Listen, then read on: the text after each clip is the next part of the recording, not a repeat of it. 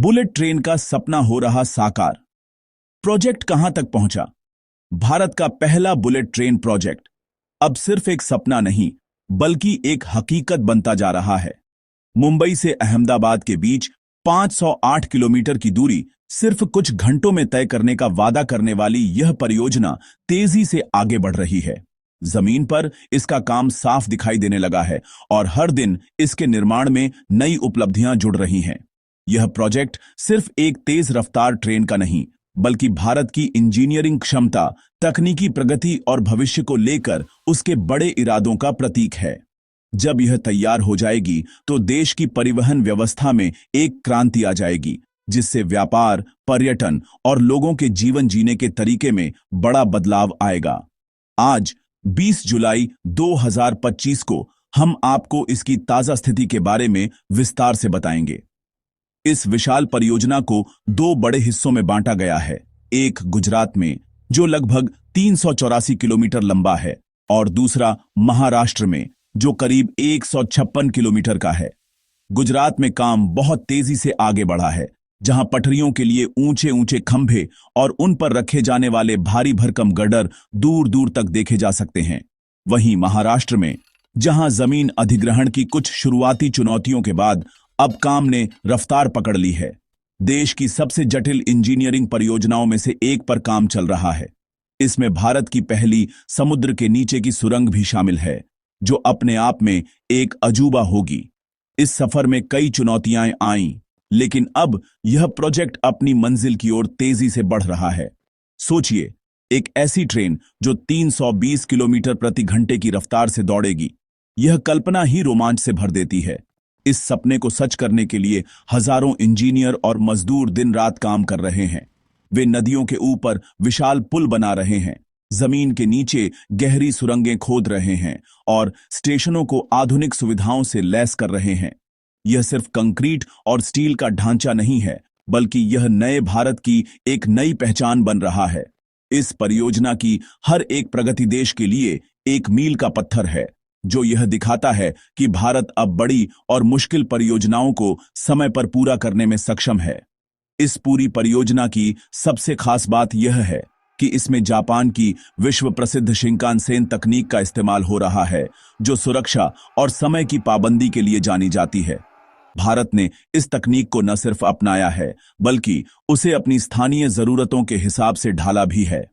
इस रिपोर्ट में हम आपको बताएंगे कि जमीन पर क्या हो रहा है, कितने किलोमीटर तक पटरियों का रास्ता तैयार हो चुका है, कितने पुल बन गए हैं, और महाराष्ट्र की उस रहस्यमयी सुरंग के अंदर क्या चल रहा है, जिसके बारे में हर कोई जानना चाहता है। चलिए, इस रोमांचक सफर पर चलते हैं और देखते हैं कि भारत की पहली बुलेट ट्रेन कहां तक पहुंची है। आंखदधों की जुबानी, वायडक्ट, पियर और स्टेशनों की ताजा स्थिति। किसी भी बड़ी परियोजना की प्रगति को समझने का सबसे अच्छा तरीका उसके आंकड़े होते हैं। बुलेट ट्रेन प्रोजेक्ट के ताजा आंकड़े बताते हैं कि काम जमीनी स्तर पर कितनी तेजी से आगे बढ़ रहा है। 508 किलोमीटर की कुल दूरी में से अब तक 304 किलोमीटर से ज्यादा का वायडक्ट बनकर तैयार हो चुका है। वायडक्ट उस ऊंचे पुल जैसे रास्ते को कहते हैं, जिस पर बुलेट ट्रेन की पटरियां बिछाई जाएंगी। इसका मतलब है कि परियोजना का 60% से ज्यादा एलिवेटेड ट्रैक का ढांचा खड़ा हो चुका है, जो एक बहुत बड़ी उपलब्धि है। यह दिखाता है कि प्रोजेक्ट का एक बड़ा और महत्वपूर्ण हिस्सा पूरा होने के करीब है। वायडक्ट को सहारा देने के लिए जो मजबूत खंभे बनाए जाते हैं, उनका काम भी रिकॉर्ड गति से हुआ है। अब तक लगभग 388 किलोमीटर की लंबाई तक पियर खड़े किए जा चुके हैं, यानी जहां तक आपकी नजर जाएगी, आपको लाइन से खड़े ये विशाल खंभे दिखाई देंगे, जो बुलेट ट्रेन के रास्ते की गवाही देते हैं। इन खंभों को बनाने के लिए जमीन की गहरी नींव से लेकर ऊपर तक बहुत सटीकता से काम किया गया है, ताकि वे 320 किलोमीटर प्रति घंटे की रफ्तार से दौड़ती ट्रेन का वजन और कंपन आसानी से सह सकें। यह आंकड़ा बताता है कि परियोजना की नींव बहुत मजबूती से और तेजी से रखी गई है। इस रास्ते में कई छोटी बड़ी नदियां भी आती हैं, जिनके ऊपर से ट्रेन को गुजारना एक बड़ी चुनौती है। परियोजना में कुल 25 बड़े नदी पुल बनाए जाने हैं, जिनमें से 16 पुलों का निर्माण कार्य पूरा हो चुका है। ये पुल इंजीनियरिंग के शानदार नमूने हैं, जिन्हें बाढ़ और अन्य प्राकृतिक आपदाओं को ध्यान में रखकर डिजाइन किया गया है। हर एक पुल का बनना परियोजना को अपनी मंजिल के एक कदम और करीब ले जाता है। इसके अलावा कुल 12 स्टेशनों में से 5 स्टेशनों का ढांचा लगभग तैयार है और 3 अन्य स्टेशनों पर काम अंतिम चरण में है। ये स्टेशन सिर्फ स्टेशन नहीं, बल्कि आधुनिक सुविधाओं वाले छोटे एयरपोर्ट जैसे होंगे। इन आंकड़ों को एक साथ देखें तो एक साफ तस्वीर उभरती है। बुलेट ट्रेन प्रोजेक्ट अब कागजों या घोषणाओं तक सीमित नहीं है। यह जमीन पर साकार हो रहा एक विशाल सपना है, जिसका ज्यादातर ढांचागत काम पूरा होने की कगार पर है। वायडक्ट, पियर, पुल और स्टेशनों का निर्माण जिस गति से चल रहा है, उससे यह उम्मीद बंधी है कि भारत जल्द ही हाई स्पीड रेल नेटवर्क वाले देशों के क्लब में शामिल हो जाएगा। यह प्रगति न केवल परियोजना से जुड़े लोगों के लिए, बल्कि हर भारतीय के लिए गर्व की बात है, जो इस ऐतिहासिक बदलाव का इंतजार कर रहे हैं। गुजरात में रफ्तार दमन गंगा पर बना पुल और स्टील ब्रिज की विशालता। गुजरात, जहां बुलेट ट्रेन परियोजना का सबसे बड़ा हिस्सा 384 किलोमीटर पड़ता है, वहां काम की रफ्तार देखते ही बनती है। हाल ही में गुजरात के वलसाड जिले में दमन गंगा नदी पर बने पुल का काम पूरा होना एक बड़ी सफलता है। यह इस परियोजना का 16वां प्रमुख नदी पुल है, जो अब बनकर तैयार है। इस पुल के सभी गर्डरों को सफलतापूर्वक लॉन्च कर दिया गया है, जिसका मतलब है कि नदी के दोनों किनारों को अब एक मजबूत कंक्रीट के रास्ते से जोड़ दिया गया है। यह पुल न केवल इंजीनियरिंग का एक बेहतरीन उदाहरण है, बल्कि यह इस बात का भी सबूत है कि परियोजना की जटिल बाधाओं को एक एक करके पार किया जा रहा है। इस पुल की सफलता के अलावा गुजरात में एक और इंजीनियरिंग चमत्कार आकार ले रहा है। नाडियाड के पास एक मौजूदा रेलवे लाइन के ऊपर से बुलेट ट्रेन को गुजारने के लिए 200 मीटर लंबा और 1500 टन वजनी स्टील का ब्रिज बनाया जा रहा है। यह ब्रिज इसलिए खास है क्योंकि इसे नीचे चल रही ट्रेनों की आवाजाही को रोके बिना स्थापित किया जा रहा है। इतने भारी स्टील के ढांचे को उठाकर सही जगह पर फिट करना एक बेहद मुश्किल काम है, जिसके लिए विशेष तकनीक और मशीनों का इस्तेमाल हो रहा है। उम्मीद है कि अगस्त 2025 तक यह विशाल स्टील ब्रिज भी अपनी जगह पर लग जाएगा, जो परियोजना की एक और बड़ी उपलब्धि होगी। गुजरात में सिर्फ पुल ही नहीं, बल्कि गर्डर लॉन्चिंग का काम भी बहुत तेजी से चल रहा है। गर्डर वो लंबे और भारी कंक्रीट के ब्लॉक होते हैं, जिन्हें 2 खंभों के बीच रखकर पुल जैसा रास्ता बनाया जाता है। गुजरात में अब तक सैकड़ों किलोमीटर तक गर्डर लॉन्च किए जा चुके हैं, जिससे बुलेट ट्रेन का एलिवेटेड रास्ता साफ दिखने लगा है। इन गर्डरों को बनाने के लिए जगह जगह कास्टिंग यार्ड बनाए गए हैं, जहां इन्हें तैयार करके विशालकाय मशीनों, जिन्हें लॉन्चर कहा जाता है, की मदद से खंभों पर चढ़ाया जाता है। यह प्रक्रिया एक विशालकाय पहेली को जोड़ने जैसी है, जिसे इंजीनियर बड़ी कुशलता से अंजाम दे रहे हैं। इसके साथ ही गुजरात के सूरत, वडोदरा, आणंद, अहमदाबाद और साबरमती स्टेशनों का निर्माण कार्य भी पूरे जोरों पर है। इन स्टेशनों को भविष्य की जरूरतों को ध्यान में रखकर डिजाइन किया गया है। ये स्टेशन सिर्फ ट्रेन पकड़ने की जगह नहीं होंगे, बल्कि व्यावसायिक गतिविधियों के केंद्र भी बनेंगे। साबरमती में तो एक मल्टी मोडल हब बनाया जा रहा है, जो बुलेट ट्रेन को मेट्रो, बस और भारतीय रेलवे से जोड़ेगा। गुजरात में हो रहा यह चौतरफा विकास यह सुनिश्चित कर रहा है कि जब बुलेट ट्रेन चलना शुरू हो, तो यात्रियों को एक विश्वस्तरीय और आरामदायक अनुभव मिले। महाराष्ट्र में बुलेट ट्रेन परियोजना ने अब जबरदस्त रफ्तार पकड़ ली है, और इसका सबसे बड़ा उदाहरण पालघर जिले में देखने को मिल रहा है। यहां भारत में पहली बार full span box girder launching तकनीक का इस्तेमाल किया जा रहा है, जो एक ऐतिहासिक उपलब्धि है। हाल ही में यहां 970 टन वजनी एक विशालकाय गर्डर को सफलतापूर्वक लॉन्च किया गया। यह गर्डर इतना भारी है कि इसका वजन लगभग 200 हाथियों के बराबर है। इस एक ही गर्डर से 40 मीटर की दूरी पाट दी जाती है, जिससे निर्माण की रफ्तार कई गुना बढ़ जाती है। यह तकनीक समय बचाने के साथ साथ निर्माण की गुणवत्ता को भी बेहतर बनाती है। यह फुल स्पैन लॉन्चिंग तकनीक पारंपरिक सेगमेंटल लॉन्चिंग से बहुत अलग और उन्नत है। पारंपरिक तरीके में दो खंभों के बीच छोटे छोटे कंक्रीट के हिस्सों यानी सेगमेंट को एक एक करके जोड़ा जाता था, जिसमें बहुत समय लगता था। लेकिन इस नई तकनीक में पूरा का पूरा 40 मीटर लंबा गर्डर एक ही बार में कास्टिंग यार्ड में तैयार किया जाता है और फिर एक विशालकाय लॉन्चर मशीन की मदद से उठाकर सीधे दो खंभों पर रख दिया जाता है। पालघर में इस्तेमाल हो रही यह 1100 टन की लॉन्चर मशीन अपने आप में इंजीनियरिंग का एक अजूबा है, जो इतने भारी गर्डर को हवा में उठाकर सटीकता से स्थापित करती है। इस तकनीक का इस्तेमाल न केवल निर्माण को तेज कर रहा है, बल्कि यह मेक इन इंडिया अभियान को भी बढ़ावा दे रहा है। इन विशाल गर्डरों को बनाने और लॉन्च करने के लिए जरूरी मशीनरी और विशेषज्ञता अब भारत में ही विकसित की जा रही है। यह दिखाता है कि भारत अब केवल दूसरे देशों से तकनीक आयात नहीं कर रहा, बल्कि उसे अपनाकर और बेहतर बनाकर इस्तेमाल करने में भी सक्षम हो गया है। पालघर में हो रहा यह काम भविष्य में बनने वाले अन्य हाई स्पीड कॉरिडोर के लिए एक मिसाल कायम करेगा, जिससे देश में इंफ्रास्ट्रक्चर निर्माण की गति और बढ़ेगी। पालघर में 970 टन के गर्डर का सफल लॉन्च महाराष्ट्र में बुलेट ट्रेन परियोजना के लिए एक गेम चेंजर साबित हुआ है।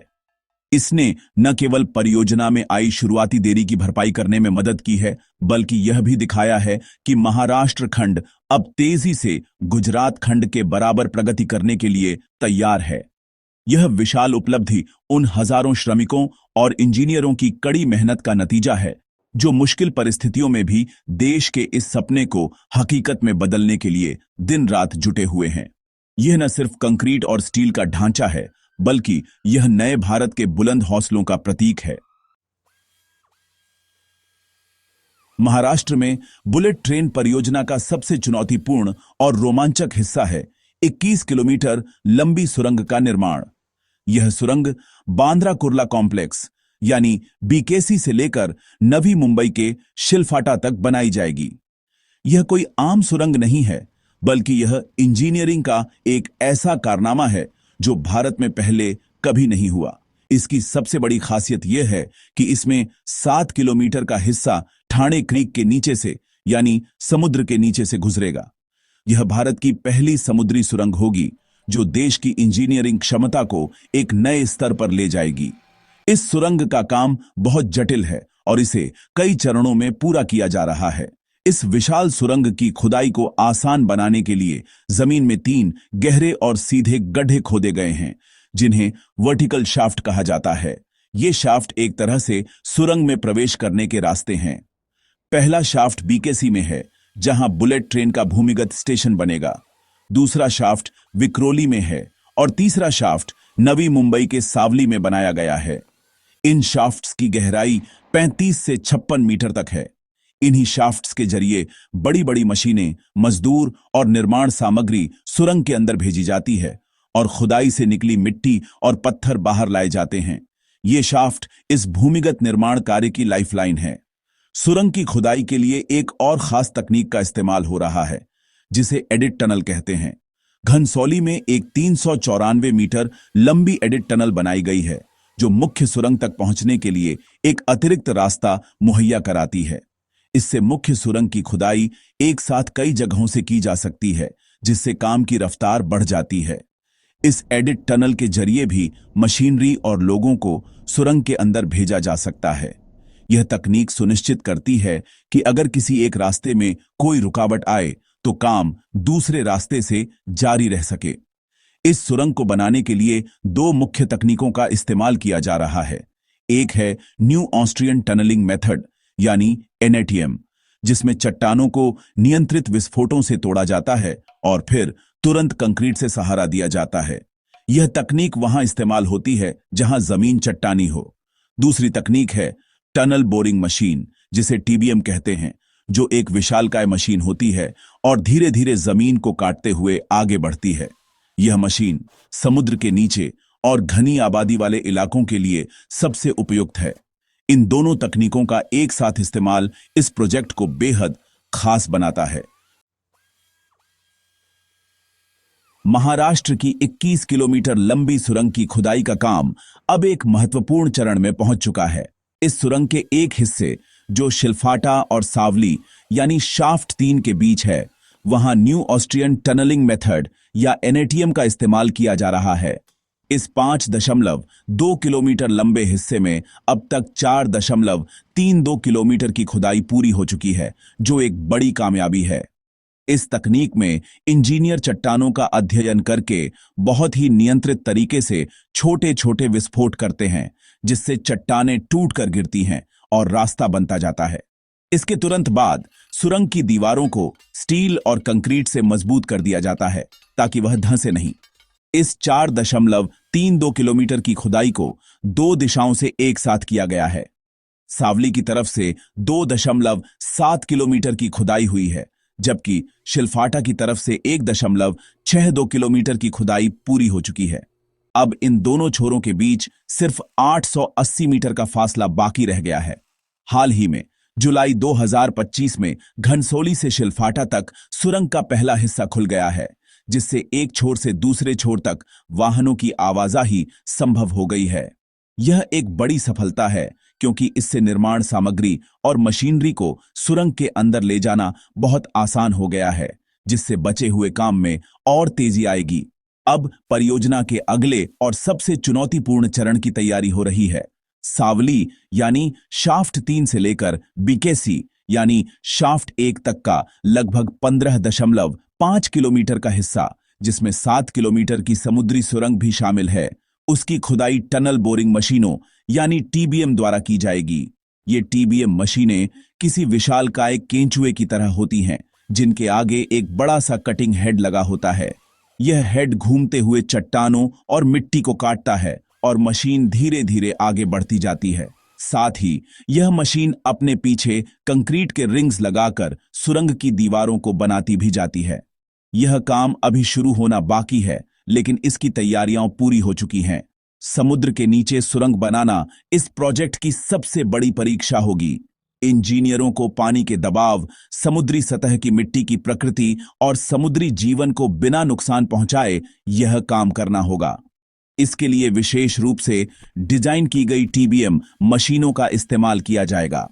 जब यह 7 किलोमीटर की समुद्री सुरंग बनकर तैयार हो जाएगी, तो यह न केवल भारत के लिए बल्कि दुनिया भर के इंजीनियरिंग समुदाय के लिए एक मिसाल होगी। सुरंग की खुदाई का काम भले ही जटिल हो, लेकिन जिस योजना और तकनीक से इसे किया जा रहा है, उससे यह साफ है कि यह चुनौती भी सफलतापूर्वक पार कर ली जाएगी। बुलेट ट्रेन परियोजना का भविष्य जितना रोमांचक है, उतना ही चुनौतीपूर्ण भी। मुंबई का बांद्रा कुर्ला कॉम्प्लेक्स यानी बीकेसी स्टेशन इस भविष्य की एक शानदार झलक देता है। यह इस लाइन का पहला और एकमात्र भूमिगत स्टेशन होगा। इसका निर्माण कार्य तेजी से चल रहा है। स्टेशन का सबसे निचला हिस्सा यानी प्लेटफॉर्म का आधार स्लैब बनकर तैयार हो चुका है। अब इसके ऊपर की मंजिलों का निर्माण किया जा रहा है। यह स्टेशन जमीन के लगभग 24 मीटर नीचे होगा और इसमें 6 प्लेटफॉर्म होंगे। इसे इस तरह से डिजाइन किया गया है कि यह भविष्य में मुंबई मेट्रो और अन्य परिवहन साधनों से सीधे जुड़ सके, जिससे यात्रियों को एक सहज यात्रा का अनुभव मिलेगा। परियोजना का अगला सबसे बड़ा मील का पत्थर समुद्र के नीचे 7 किलोमीटर लंबी सुरंग का निर्माण होगा।